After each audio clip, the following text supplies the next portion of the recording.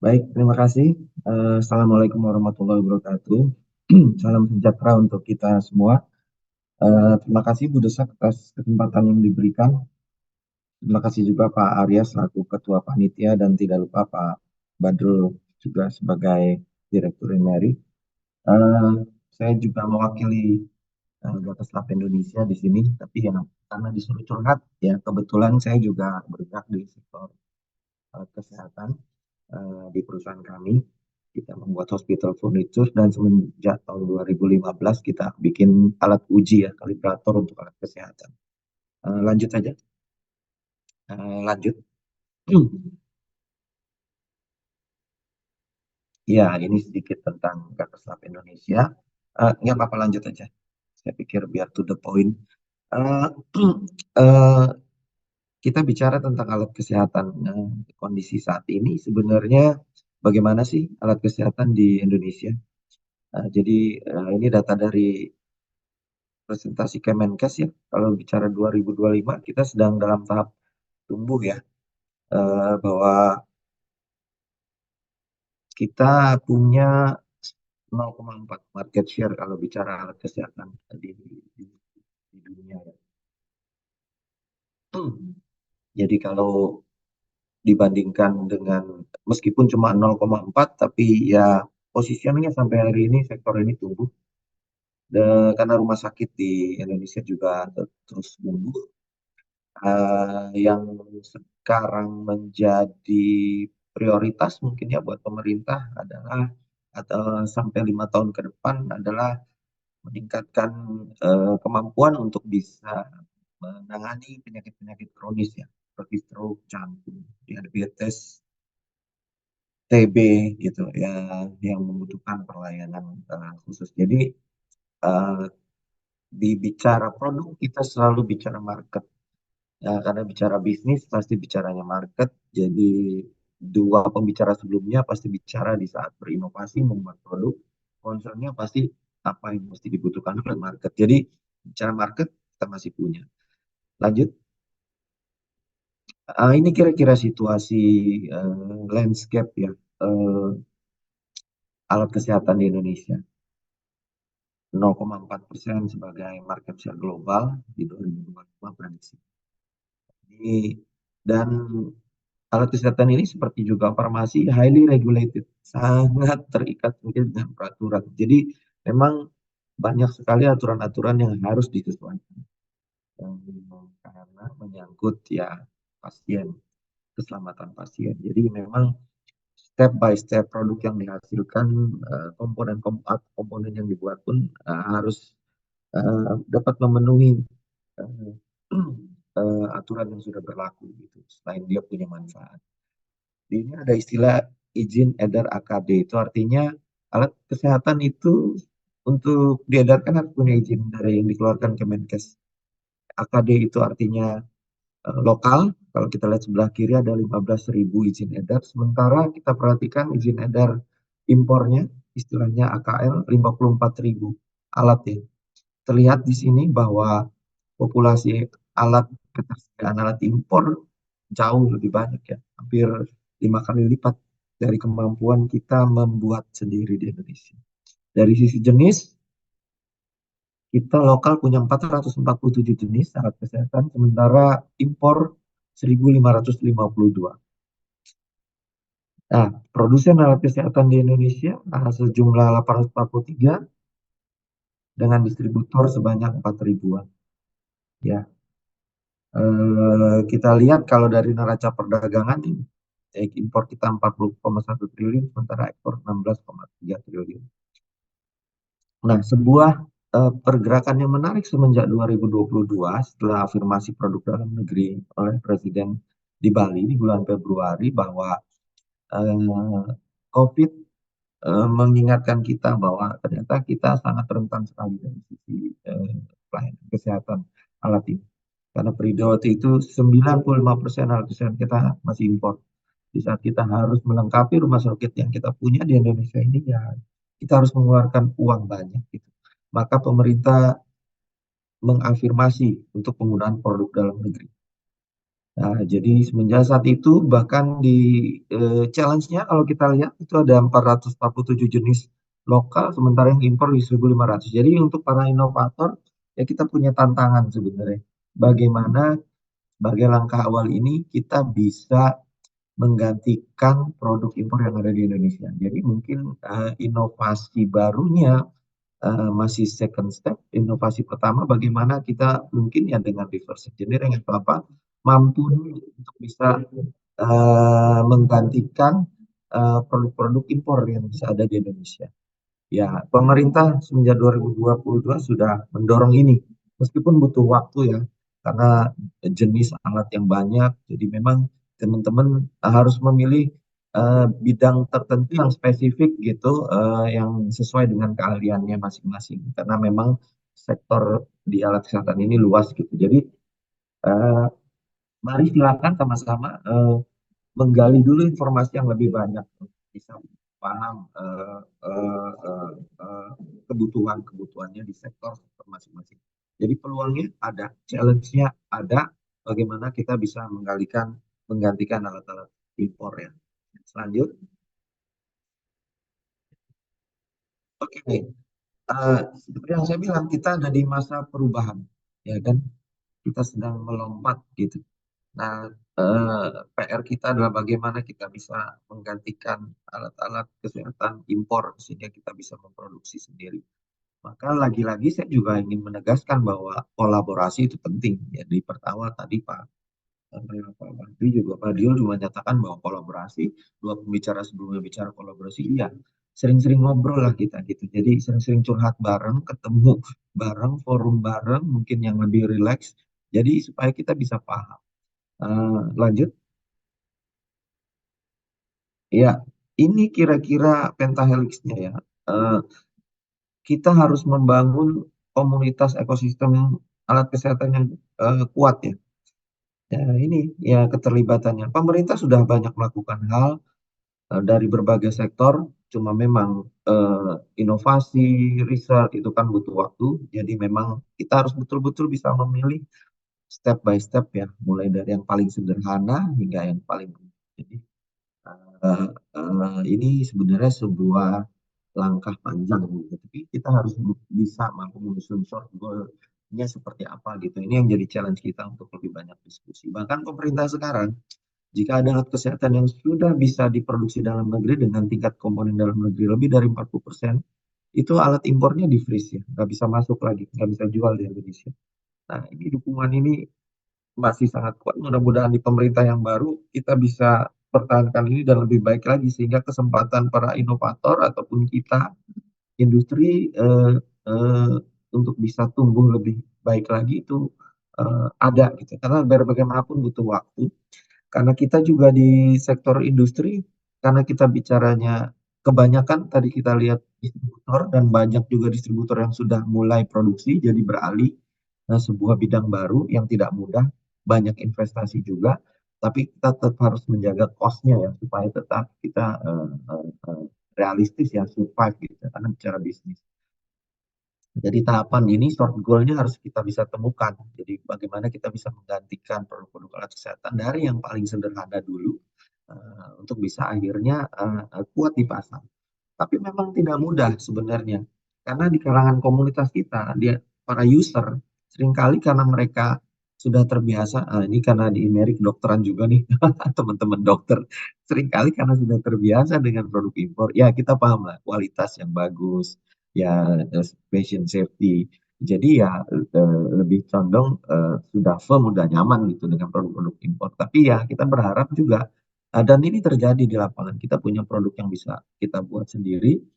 Ya kita pahami lah, kita punya standar juga. Ya nggak kalah juga sih, tapi berikanlah kesempatan buat kita untuk menggunakan produk-produk yang kita buat. Sehingga sirkulasinya berjalan gitu. Kita membuat produk, digunakan oleh user, para dokter. Dokter memberikan masukan kepada kita di bidang industri untuk perbaikan-perbaikan. Jadi sirkulnya berjalan. Jadi alat menjadi lebih baik. Karena biar bagaimanapun kalau kita punya produk terus tidak dibeli, tidak digunakan, ya kita nggak akan bisa berkembang. Di sini kita butuh sebuah kolaborasi yang saling memahami lah. dan kita punya timeline gitu sehingga kapan produk kita akhirnya punya kualitas yang benar-benar setara bahkan melebihi produk impor. Mesti kita akui memang kita masih punya banyak keterbatasan. Nah, inovator ya kita butuh inovasi-inovasi baru cuma yang memang orientasinya produk gitu, pasar. Kita mesti ngobrol dulu gitu. Karena seperti yang tadi dibilang juga bahwa di saat apakah produk ini memberikan solusi buat pasar. Kalaupun sudah ada produk yang serupa, di mana keuntungan kelebihannya? Kalaupun ada kelebihannya, harganya gimana?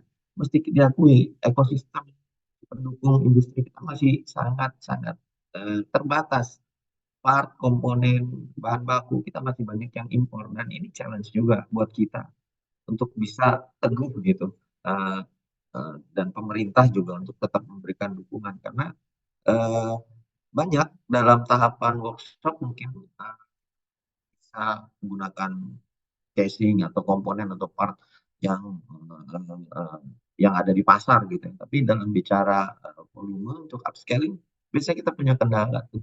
Nah, casing yang harus molding aja untuk satu jenis bisa ratusan juta gitu. Dan kita bicara belum ketersediaan komponen part yang harus impor. Jadi memang eh, kolaborasi yang mesti kita lakukan, tapi secara detail kalau menurut saya apakah eh, eh, kita harus menggandeng perusahaan besar? Iya, tapi step by step dengan perusahaan kecil pun bisa gitu. Asal marketnya kita bisa pahami betul dan di mana titik kita bisa memulainya. Jadi yang penting adalah untuk sebuah inovasi adalah eh, terjalin dulu komunikasi antara user, industri, dengan inovator. Sehingga circle-nya terjadi nih. Kita buat barang baru yang memang dibutuhkan dan usernya mau menggunakan. Nah, industri berani membuat gitu ya, karena ada investasi untuk itu.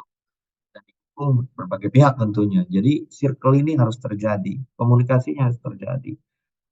Dan kendala juga di kualitas SDM ya dan juga alat-alat produksi biasanya gitu. Ya mungkin kalau yang dua pembicara tadi karena perusahaan sudah besar mungkin ya mereka sudah berinvestasi tapi banyak industri-industri kecil yang memang baru memulai dan memang masih harus menggunakan alat-alat berinvestasi yang cukup besar. Jadi memang perhitungan investasinya juga harus matang gitu. Jadi eh, eh, kita perlu banyak ngobrol. Lanjut, seperti yang kita paham ya, pasti kalau bicaranya eh, sebuah hasil inovasi ya ada validate di situ ya, di saat mungkin pihak akademisi membuat sebuah inovasi ya ada gap di situ. Seringkali juga setelah ada ternyata cost of apa ya biaya pembentuknya juga cukup mahal gitu. Terus tidak ketersediaan di pasarnya juga ternyata terbatas gitu. Dan saat mau upscaling punya problem dan harus merisetnya lagi melakukan penelitian lagi dari ulang. Sering terjadi seperti itu. Padahal di sektor industri dan alat kesehatan sekalipun di saat kita udah jadi alat masih harus ada uji klinis dan berbagai tes-tes yang supaya kelistrikan segala macam yang untuk memenuhi ketentuan yang berlaku. Ini berbiaya cukup mahal. Bahkan kalau kita taruhlah itu pasar lokal kalau kita mau pasar ke Eropa kita harus ada CI segala macam ya itu butuh tahapan seperti itu jadi memang eh, eh, saya berharap gitu teman-teman di ya, akademi ataupun di pusat riset semua eh, mulai membuat inovasi itu orientasinya terhadap produk gitu menjadi produk menjadi alat gitu. Jadi kita ngobrol banyak dulu diskusi sering ngopi sering ketemu kita bisa tentukan di mana kita bisa memulai dari yang paling sederhana dari yang paling mudah dari yang paling uh, uh, murah biayanya gitu lanjut. Oke mungkin saya biar kita lebih banyak diskusi aja. Ini menurut pandangan saya ya. Dalam inovasi itu saya mencoba membandingkan yang berhasil atau tidak berhasil. Jadi tidak harus sesuatu yang baru, tapi ini sesuatu yang bisa menggantikan produk yang sudah ada di pasaran, tapi kita harus punya kelebihan. Jadi yang penting harus ada solusi gitu. Meskipun itu sederhana. eee, kadang-kadang teman-teman di peneliti ini merasa misal simpel di sektor saya, membuat alat ukur untuk detak jantung gitu, eee, itu mah kan gampang. Jadi, eee eee eee, gampang tapi di pasar kalau kita punya produknya, banyak yang beli Kak, bahkan sampai puskesmas juga ada gitu. Jadi tidak dipilih, justru memilih, penelitian-penelitian topiknya yang mungkin ya punya, tingkat kesulitan yang tinggi ya. Artinya di sini sering ada gap di antara peneliti dengan kita gitu. Jadi bahwa kita ini membuat produk mengacu kepada kebutuhan pasar, bagaimana menjadi solusi, di masyarakat gitu, user. Ada barang yang bisa dijual lah buat cuan gitu. Tapi, beberapa kali kita bertemu bahwa, seringkali ya peneliti-peneliti punya punya punya idealisme yang seperti itu. Nah, kita pikir ini kita harus cari jalan tengahnya gitu, eee, di antara peneliti dengan kita dari sektor, industri, eee, eee, bahwa kita berharap peneliti lebih dan dorong maupun lembaga-lembaga penelitian lebih mendorong bagaimana penelitian yang dibuat, bisa berorientasi terhadap pasar gitu. Terus momentum gitu. Jadi, membuat sebuah inovasi juga ya harus ada momentumnya. Jadi kita harus banyak informasi gitu tentang apakah, memang alat ini atau, eee, masih diperlukan gitu. Terus, Eee, Covid kemarin mungkin banyak berbondong-bondong orang langsung bikin, pembersih apa, disinfektan, sarung tangan, segala macam. Cuma, eee, apakah itu sustain gitu? Apalagi kalau mengacu misalnya harga sarung tangan sebelum ada Covid itu, satu dus itu isi 50 tuh hanya 14.000 dan pas Covid jadi 250.000. Terus banyak industri atau inovasi baru buat dengan base harga yang Rp250.000 saya pikir ya itu tidak sustain gitu. Karena pada, situasi normal itu harga satu kardus, 14.000 aja atau 15.000 aja. Jadi kalau ada sebuah, produk baru, inovasi baru dengan standar harga yang Rp250.000 ya nggak sustain. Setelah selesai Covid-nya, ya udah nggak jualan lagi. Jadi, ada momentum-momentum, atau pilihannya kalau udah hebat betul mau meng-create momentum. Tapi saya pikir ya itu butuh butuh kemampuan untuk menguasai pasar dulu, tapi paling tidak buat kita ini ya untuk industri-industri yang, baru ini, terus teman-teman inovasi juga kita pikir ya kita harus mencari ceruk-ceruk yang memang kita kuasai dan memulai dari yang paling sederhana itu tadi, dan momentumnya harus harus ada gitu. Jadi, ya lagi-lagi ini butuh ngobrol dan ngopi yang seringnya. Tentunya karena kita bicara produk, kita bicara market, ya harga harus bersaing. Apa yang terjadi seringkali, eee, gini, kita udah buat produk dalam negeri gitu. Di pasar ternyata produk kita jauh lebih mahal dibanding produk luar, Cina gitu kita bilang. Aneh sih emang. Jadi kita sudah buat produk dalam negeri dengan HPP yang sudah kita press ternyata harga komponen dan bahan baku di dalam negeri ini jatuhnya jauh lebih mahal. Ya lepas deh Cina punya strategi tertentu karena dia, mau jual komponen bentuknya atau mau barang unit sudah jadi, ya itu sama aja harganya, ya otomatis lah kalau kita cuma assembly di sini ya pasti jadinya jauh lebih mahal. Tapi memang ketersediaan komponen di Indonesia juga sangat terbatas. Nah ini menjadi PR sebenarnya, PR besar gitu. Jadi banyak pertanyaan sekarang, kenapa kok produk dalam negeri harganya lebih mahal dari produk luar? Ya karena Cina juga punya strategi sendiri. Jadi memang ini pemerintah juga, eee, ya harus juga ya bisa memahami seperti ini dan bagusnya, kemarin kebetulan Kementerian Perindustrian baru mengundang kita mengumpulkan para penyedia bahan baku, jasa antara, dan industri untuk bisa berkolaborasi lebih lanjut. Karena memang di sektor alat kesehatan ini kalau kita ngomong stainless steel gitu ya, atau kita ngomong plastik lah, kebutuhan untuk di mata industri plastik itu volumenya kecil sekali untuk seluruh alat kesehatan yang mau dibuat. Jadi kalau dibandingin dengan pembuatan botol minuman gitu plastik, ya nggak menarik untuk para teman-teman di industri plastik gitu. Ini kan salah juga.